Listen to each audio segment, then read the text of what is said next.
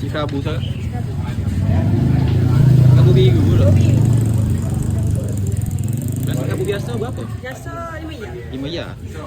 Masuk budu. Inyo dah tak? Kabu tu minyak. Boleh dia. Ya kau okey. Itu RM5. RM5 kita. Tambah telur. Boleh tambah telur masing. Telur masing so. Kita tambah air paprik so. Mana tu? Boleh. Tu apa? Oh. Oh. Kalau gini berapa? Ni 20. 20. Boleh. Tu kapak tu tak? Dapat api ayam ni. Air kapak. Ni ada ni? Ni ada air pedas. Ya pedah dikira kan harga?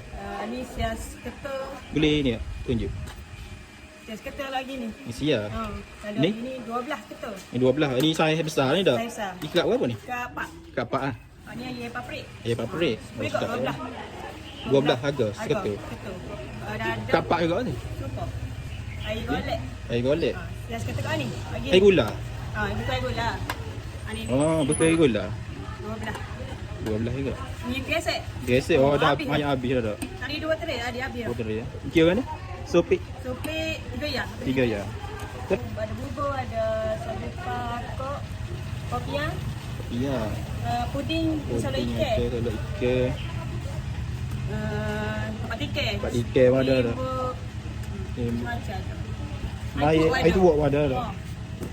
Apa jelly, gel masuk lemak. Ni masuk lemak. Lagi bakar, Ni bakar. kekeli paprik, Lipat perik. tadi belada, Tu. air madu, kulit malah. Colet malah tu sos dia dah. Ni colek ya. Colet dia. Tim kenaka, Tinako. upah, di mandi, belada banyak. Belada dah. Ni sirap dengan sate. Nonde. Ikan kan sopik. Supik ada 12 butir, 3 jam. 3 ya.